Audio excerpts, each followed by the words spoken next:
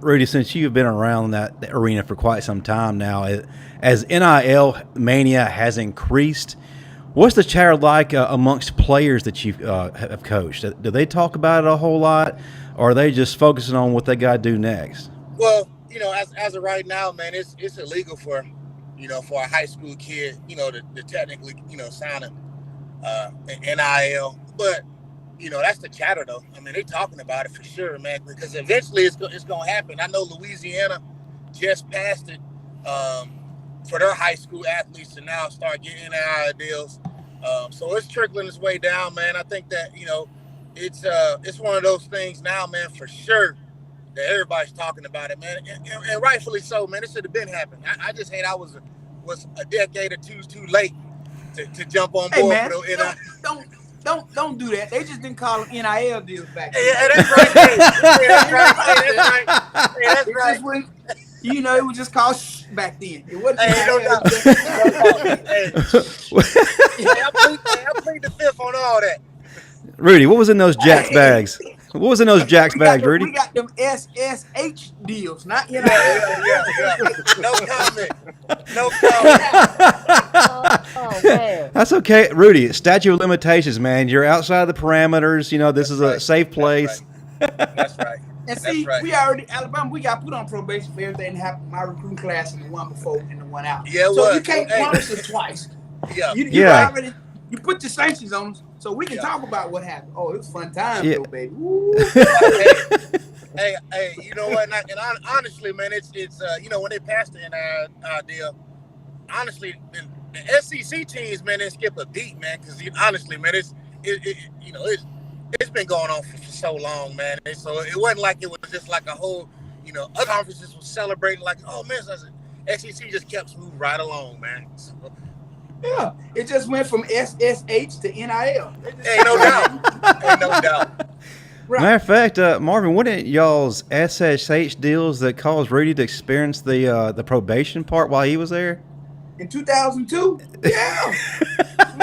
We did that. So thank him for that. We had a great time. My whole years we was on probation because of his class. Exactly. Hey, man, listen, man. It was fun times. We enjoyed every minute. I'm sorry that y'all had to suffer the consequences of what happened with us. But, man, we had a great time doing it, though, boy. Hey, listen. All because one person got mad and started running their mouth. And it went down here from there. They started calling everybody in there. Like, what you know? Hey, man, Hold on. Why gotta be the one person telling everything, though? Man, listen, that's how it always be. And the funny thing about it, there was at least 6 or 7 of us that had 2 brand new cars at the time. So, it was like, we been trying to figure out what we gonna do with these cars. Hey, it was ugly, man. Yeah, y'all didn't exactly conceal those very well either, by the way. Man, when you come in and you see driving avalanches and Escalades. I'm talking about the car still have plastic on the seats. I mean, they take plastic off. Here's the thing. You come in and you see the class before you. You see Fernando Bryant with a Mercedes and a BMW. Then you got Kenny Smith sitting here with a brand new truck, and he got this Caprice with this fresh paint. So you seeing all this, you like, hey, well, can I get me some of that without necessarily, having to do too much. So, but it happens. You the right people, the right things happen. You get an all SEC plaque, and you get things to go along with an all SEC plaque. But again, back then it was SSH. Now it's NIL. It's the same thing, man. Same thing. Hey, man. Thank you. You've been listening. Only difference is now the schools will not get in trouble for it. Yes. Huh? It was the SEC. Any school that you went to, they were all offering up that SSH money back then. Florida, Tennessee, Georgia, Kentucky. Oh yeah, all of them. Oh my gosh! And the one who did it the most was ratting everybody out. The Great Pumpkin over there in Knoxville. Oh, yeah, man, listen, man, everybody. When I say everybody was giving it up, they was all giving it up. So no matter where you went to school, if you went to one of the top 6 schools in the SEC, you was gonna get that SSH money, okay? But again, now it's NIL, it's legal, and I pray and I hope they keep it that way. Let these boys get all they deserve, because at the end All of the they day, deserve. when they leave, most of these schools are done with them, and they got nothing else for them. So I'm hoping they leave with hundreds of thousands or millions of dollars and go ahead and start their life off the right way. Ain't no doubt. Ain't no doubt, man. Ain't no doubt, man. Well, while we're talking about this, Rudy, do you feel like any kind of cap or any kind of anything should be put in place to maybe kind of regulate it a little bit? Or No. Okay. Man, no. I mean, are they putting caps on coaches' salary? No. So they shouldn't put caps on players. I mean, on player salaries, man. So when they start putting caps on coach salaries, then I think then they should start talking about player salary. Until then, keep it unlimited. Exactly. Okay, Let I got these you. boys get that money. Let these boys live. See, the only difference between now and then is they actually have to pay taxes on their money. Oh, so, they got to pay taxes on it. They got.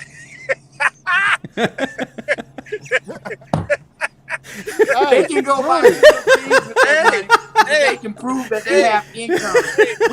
Hey, you talking too much. Hey, IRS tax limitation is it's unlimited. Hey, man, listen, I ain't worried about them, man. Hey, IRS come back. They can still come back and get you. Yeah, they can't prove how much is in them bags. But here's the thing about it, though. See, they got stub and receipts, so they can go buy legitimate stuff with their money. We just had bags of money trying to figure out what the hell to do with it. Hey, they no doubt. Over there living like Tony Montana. I mean, I promise you, God advertising stuff. Right? Can't put it in the bank. Can't go buy nothing legit with it because we don't have no proof of income. Like, where you get this bag of money? Hey, man, listen. Hey, all you can walk in there and say it. That's my steal. Yeah. By the way, parents of young athletes watching, maybe now it's time for them to go to the rooms. Not to pick up on anything. Man, listen, but you know what the thing about it, though? It was bad when we were in school, but they said it was worse in the 70s and the 80s. I'm like, how could that be any worse than that? Michael Irvin them. Oh, Lord, that's a whole nother. They say 70s and the 80s. The 70s and the 80s invented. I mean, it was to the extreme. Mm-hmm. Sure. Yeah, my cousin had a brand new Cadillac. I ain't gonna say his name. SMU had the bad. Hey, listen, my cousin, he showed up with a brand new Cadillac. I ain't gonna tell y'all his name, but he played in the SEC as well. But when I say he showed up with a brand new, man, he stayed clean. I'm like, what the hell you getting all this money? So he was like 6 years older than me. So I didn't understand. But once I got there, okay, all makes sense now, homeboy. Get it, baby. He Get grew up it. on Get the it. same street that we grew up on. So I know good and hell well his mom and daddy couldn't afford no Cadillac. Now, no. I think in the transfer portal made it a lot easier now, man. I remember back, when I played in hell, if a guy transferred, man, it was really hard for you, people even know about you, honestly. And so it just made it a lot easier, man. I think it's, man, the younger generation, man. I really, and I don't think it ever gonna go back to it, man. Just as far as waiting and buying your time and just loyalty to your spot or where you at, man. A lot of times you can't run from it, man. You ain't gonna be able to run from that work, man. And so, but sometimes change is good though, man. That's true. Sometimes change is really good, man. But a lot of times, man, if you look at the portal, man, it was thousands and thousands of kids in the portal, and guess what? And thousands of kids are still in the portal with no home, man. Like it's not just that easy for you just to up and leave and go, man. Sometimes you just need to sit and wait that thing out, man, like Jalen Hurts. But you know why? These boys want this money, man. This NIL. They feel like they got to be on the field. They got to be a superstar. They got to get this money. That is the problem. It ain't a problem, but that's the problem. They want their money. And they know that the superstars, well, it's a quarterback's going to get all the money anyway. So, at any level, they're going to get all the money, man. So, wide receiver, you might get a little bit of money. But unless you're a quarterback or running back who's scoring a lot of touchdowns, you probably ain't gonna get it unless you just, a nasty defensive player or something. But it's not as easy to get this money as people think. Now, Texas A&M changed the game with this whole foundation, and they paying all these linemen $50,000 a year, no matter what. No ifs, ands, or buts about it. Now, they ain't playing fair. I must say, Texas A&M, y'all ain't playing fair. But I like what you're doing, though. Listen. Hey, no, I don't like what they're doing. I don't like what I like what they're doing. Because you know why? They're Paying going to these make kids everybody $30 million, They're going to man. reset the standard. Yeah, They're going to reset the standard for these boys to make sure that they're getting a significant salary every year. So I'm thankful for what they're doing. Because, again, they're going to make other schools say, hey, we got to do this too. Because you see they signed the #1 recruiting class. All right, you think Alabama, LSU, Georgia going to sit there and let this happen every year without them? Hey, they better not. Hey, they better not. And you know what's going to happen? In the next 3 to 5 years, that $50,000 a year going to be $100,000 a year. Mm-hmm. Hey, I listen to Jimbo speaking. Jimbo said they're not giving no NIL deals. Here's the thing: the school's not doing it. It's the foundations outside. It's the boosters doing it. Yeah. He said, hey, I'm not giving no NIL deals. But you know what though? But here's the thing. Hold on, Steve. Here's the thing about it. When we were in school, the school wasn't doing it. It was the boosters back then too. Hey, facts. Facts. The same. Again, 100% facts. It was SSH back then. Now it's NIL. It's still the boosters. Same people. They just made it legal for boosters to give this money away. That's 100% fact. Jimbo ain't saying nothing because they're giving Jimbo $75 million. Jimbo saying a word. Truth. Here's the thing. I never received one dime from a coach. Not one. But the boosters, that's a whole nother story. Hey, that's a whole other can of worms. Right. It's the exact same thing. Only difference is now it's illegal. Just remember, Rudy, you started the whole transfer portal stuff when you came from the Citadel to Alabama. So I did. You kind of started the trend. So yeah, I guess I did. But Justin, it wasn't the transfer portal then. It was called just get to a spot. It was just trying to find you a home. Why you left the Citadel? You didn't want to go to service? You didn't want to be out there on the front line? What they tell you, front line infantry? Yeah. Hey, you know what? Hey, crazily, I did though. I did, man. I was torn when I left, man, because my dad was in the military, and kind of my goal is kind of why I chose it. Because of course, I didn't have many options to go play football, but I chose it, because I wanted to be an officer in the military. But then my time was running out, man, because again, my dream was to go play at University of Alabama. Man, my time was ticking. My time was running out, man, and I had to make that move. Hey, man, you would have been a big ass target on the battlefield. Hey, no doubt. Hey, I'd have been ate up, man. You'd have had an M4 tank for camouflage. Like, who's that walking Humvee over there? But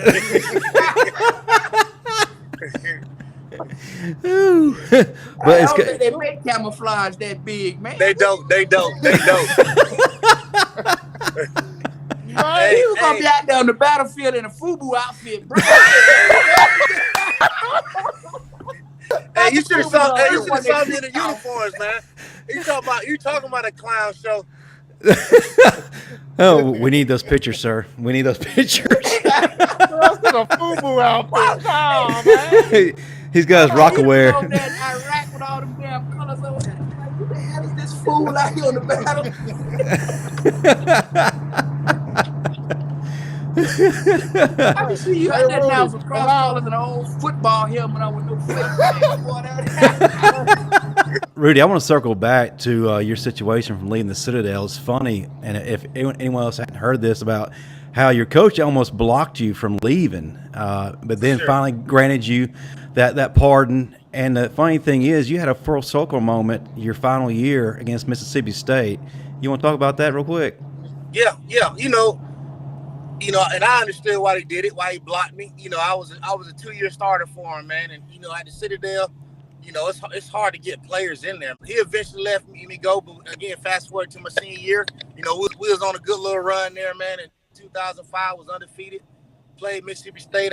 I ended up having a pick six that game. And how many yards you ran it back? 3, 4, 5? Hey, it felt like it was 70, but it was only like 20-something yards.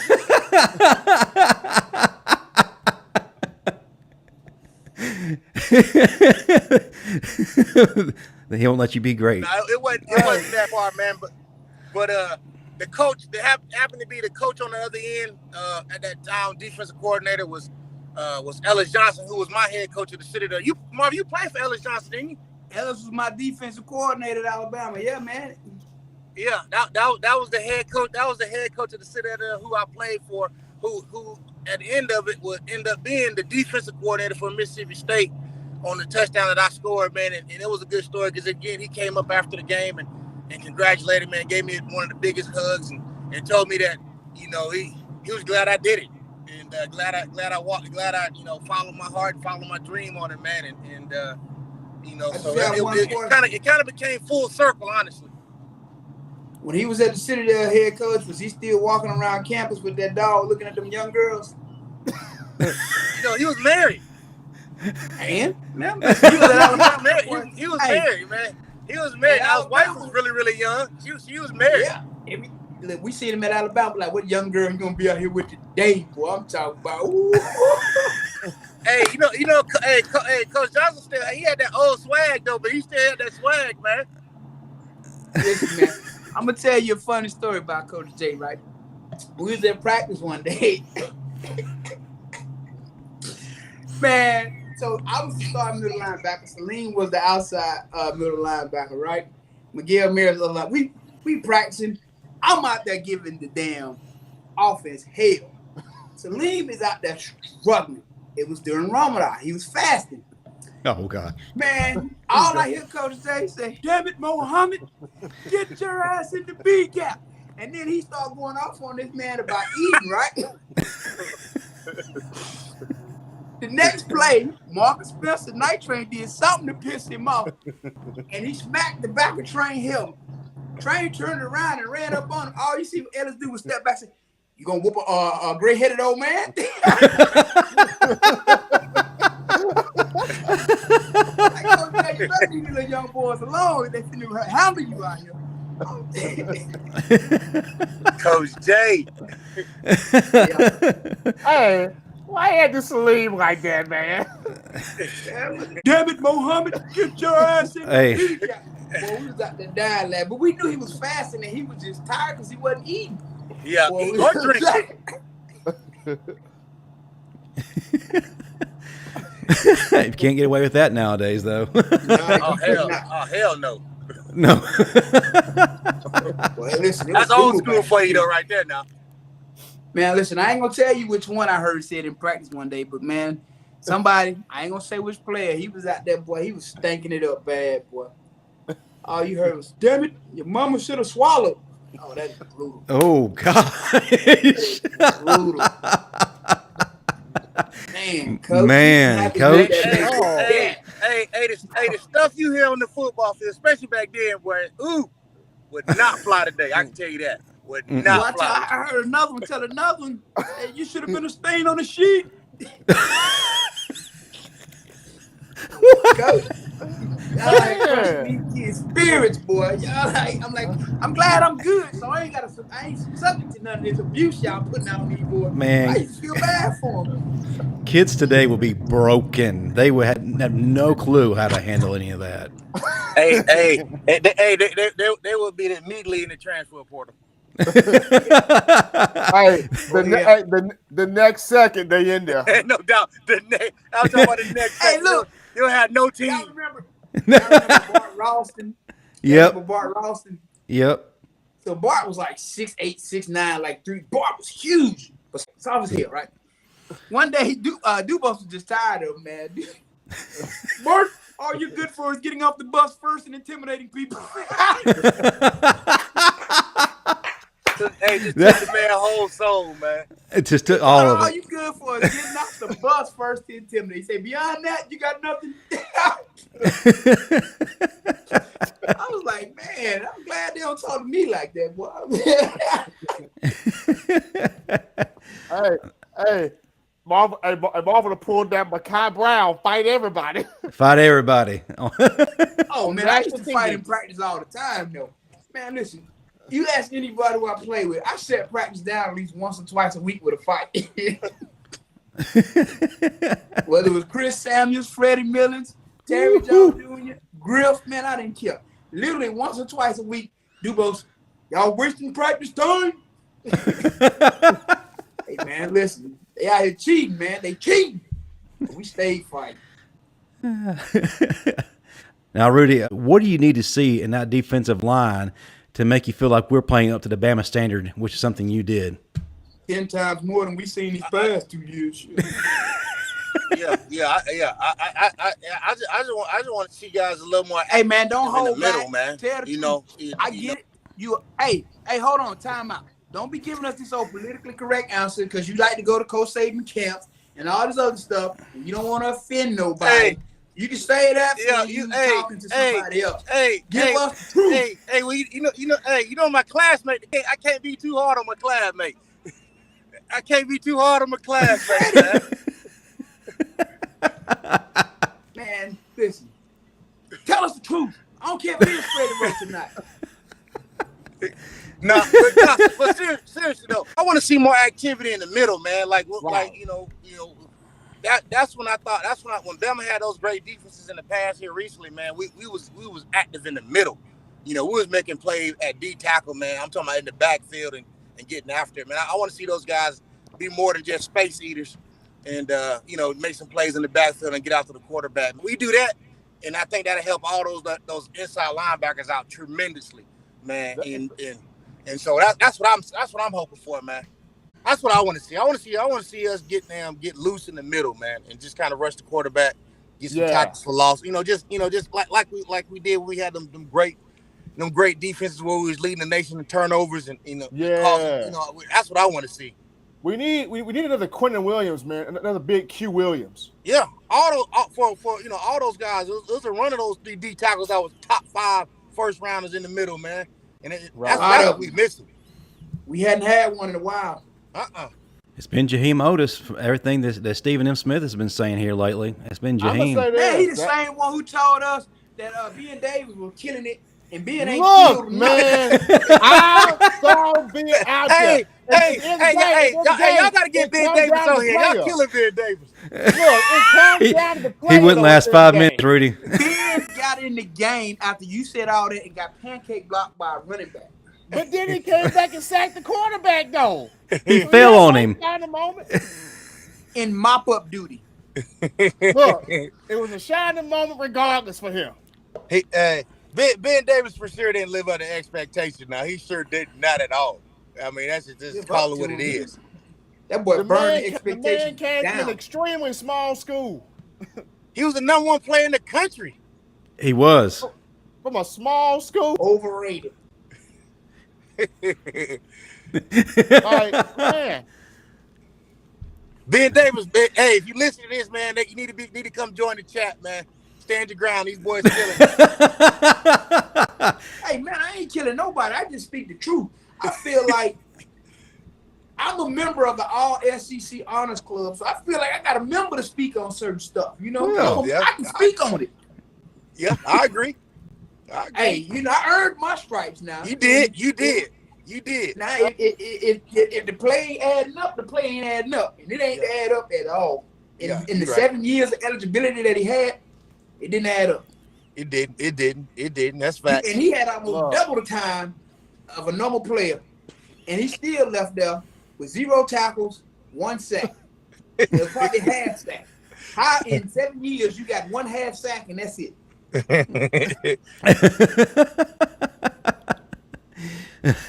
I'm not, man. My boy was partying a little too much, man. He was partying hard out. He was a local guy, man. He was rocking with the locals. I'm from Tuscaloosa. That means nothing. But Stephen M. Smith, you were ranting and raving about how good he was. How he looked so amazing. He was. Came on with the glasses. Marvin, he did look pretty now. You see, he wanted to get off the bus, guys. Now he look pretty. He looked pretty. They ain't gonna do nothing when he get off the bus. He was Bart Ralston, in other words. Exactly. Circles back. Rudy, one thing that did look good, and I had to bring this up, I try to every time on our show because we have a growing audience, was the effort you put forward as a walk-on. And all that effort actually got you noticed by another famous walk-on. You got a phone call from him, I believe it was the Arkansas game. Yeah, that's right. Yeah, if you would, for the audience members who have not yet heard this story, if you would, man, tell us that story. 'Cause I love hearing you tell this. Yeah, well, it was you know, I don't say the real Rudy because I'm the real Rudy. The other Amen. Rudy, the other Rudy. It was one of the media guys set it up. I don't know who did it. Set it up. You know, I came off the practice field. We was getting ready to play. You know, University of Arkansas down there in Fayetteville, and I think it was that Wednesday. And I was, you know, walking off the field, and you know, the media was standing around and saying, "Hey, you know, we want to do a, you know, media, you know, press conference with you just right here." And you know, I was just a normal deal. And they said, "Well, somebody wants to talk to you on the phone." You know, I get the phone and say, "Hello, who is it?" And they say, "Hey, this is Rudy Rudiger. You know, I know that, you know, they said that you know, you're a walk on, and you know that you earned a scholarship, and you know, you doing big things, and you know, you watch my movie and different things like that." So that was a surreal moment again, man, because he at the time was kind of a motivation. I was 100 times better than the Rudy Rudiger, I like to think, but it was. I'm not touching that one. No, Marvin, do it. I like to think I was 100 times better than him, but you better have been. But it was a surreal moment, man, to get a chance to talk to him. That's pretty awesome. Marvin, you held back pretty well. I'm impressed. Yeah, because you know he played at Notre Dame. They don't even play a real schedule. You know, they're not in the conference. They play all these FCS teams. Notre Dame is like the wannabe big boy that just can't find his shorts to put him on the right way. You know, so you know you don't want to join the conference. You play all these FCS teams and all this other stuff, and you schedule one game against USC, and we got USC, who has not been relevant since what 2009. 2006, 2007? No, it's 5. 5. That's last time. 2005. How many coaches has USC had since then? So stop hanging your head on the fact that you play this one game against USC every year, who's trash. Yep. Same guys who came calling out a tunnel against Alabama, and it was 41-0 real quick. Let's be real clear about this. Notre Dame is terrible. So to be a walk-on at Notre Dame, hey, I got little cousins who can go do that. But you came to Alabama where the big boys play, man. That's respectable. Amen. Facts. I appreciate it. It means something. It means something coming from the wily old vet man over there. So it means something. SEC ball is not easy. Ain't no doubt. Ain't no doubt, man. Before we start to wrap things up. No matter which SEC school you play at, man, it is brutal. It is brutal. You know, I tell people this all the time. You know, we had a stretch where 1 week we playing against Jamal Lewis and Travis Henry. Next week, you know, the week before that we playing against Deuce McAllister. You know, next time we out here against James Johnson. Then we got Rudy Griffin at Auburn. Then you had all those boys, Cecil Radisa, Rondell Mealy at Kevin Falk at LSU. It was like every week, man. It was like, shit, where are they getting these boys from? Man, the SEC was way more brutal in the 90s than it is now. It's a lot more physical, especially yes. Man. You know, it was a lot more physical, man. They're gonna line up and run the football, man. Now everything's playing out on the edges, man. You know, I'll say this. Back then, the SEC, the talent was more distributed. It wasn't just one team. You got to look at no doubt. Arkansas won the SEC West in 98. We won it in 2000. And, you know, won the SEC. I mean, the 99 won the SEC championship in 99. Yep. Tennessee won the national championship in 98. Yep. You know, LSU won it in 2002. Yep. Florida won it in 96. Auburn went undefeated. Right. I mean, everybody was competitive back then. It wasn't just 2 or 3 schools. Yeah. You know, you could literally go out there and lose to anybody, with the exception of Vandy. You could literally in Kentucky. They were tough too, though. No, Vandy and Kentucky were not tough back then. No, but Vandy. The other 10 teams, a lot the other 10 more teams, than... you would be subject to lose to the other 10 teams at any given day. Yeah, they were that good. Yeah, I agree.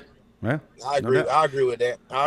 Man. It was a lot more spread out, and I don't know what you think changed that. I think the thing that changed that more was social media. The evolution of social media. Yeah. As you start, because you got to look at the talent was still spread out in the SEC in the early 2000s, because again, LSU won it in 2002. Florida won it in 2006 or somewhere in there. Mm-hmm. Yeah, 6 and 7. You know, Auburn won it in 2010. So, you still had a lot of SEC teams winning it. We won it in 2009. But then as you seen the evolution of social media around 2009, 2010, now all these guys are talking. Now they want to group up. And I blame LeBron James, Ain't no doubt. and Dwayne Wade. Ain't no doubt. Hey, I was going to say that. The LeBron James era changed that. Now everybody wants to go team up. And the evolution of social media has allowed them to connect with each other. Like when we came out, I ain't know nobody else phone them. I ain't know how to reach them. We seen each other on a visit, and that was it. Now these boys can team up and say, hey, let's go to social media, LeBron James, Chris Bosh, and Dwayne Wade. Now that's why you have the Georgias, the Alabamas. And outside of that, who else has been dominant in the SEC in the last 5 years? Consistently. Crickets. Yeah. Right. MFR Jones brings up a good point to add to what y'all were saying. They didn't have targeting back then either. They came up with it after Ruben killed Deshaun. Targeting doesn't play a role in recruiting, though. So, again, a lot of these kids, they communicate. They go to all these camps together. Hey, let's go play together, blah, blah, blah. And again, I blame LeBron James, no doubt, Dwayne Wade. I'm with you on that. LeBron James then made it cool to team up with some of the best players and your buddies. They made it cool to exactly. Team up. Not this year. 2009, 2010. Yeah, 2009. Yeah. 2009. Hey, yeah. Michael Jordan said, I can't stand y'all. Yeah. Right. They did. Yeah.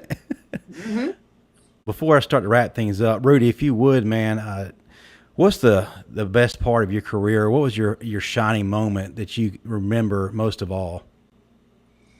Man, I think, man, it's a couple, man. It's a couple, man. Was getting the opportunity, man, to run out of that tunnel, man, at Bryant-Denny, man. There's no other, man.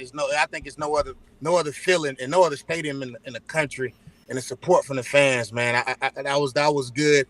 And really my senior year, man, for us. Now we didn't get a chance to win it at all, but I think that we did a good job of putting the mess back together, man. We came back, man, and went on that run. And 05 came together, man. So that was always a memorable part for me, man. Just that 05 season, coming together and doing that, man, and getting a chance to put on that crimson jersey, man. I mean, it's nothing like that, man. You can go, and I done been all over the country, man, traveling, and you can go anywhere. You got on that Alabama Crimson Tide, man. Everybody knows, recognizable, worldwide, really. They know Alabama, man. And so I was blessed to put that on, man. Rudy, it's because of you that Mike Shula got that other contract deal. Yeah. I'm glad y'all recovered from that probation, though. Shout out. Yeah. We was handicapped. Hey, we got a chance to go to Hawaii and got our eyes beat in because of Marvin went Sir. I'm trying to forget that, Rudy. Just one person there's no I in team, okay? Yeah. Hey, but there's no M and an E in that thing, though. Everybody.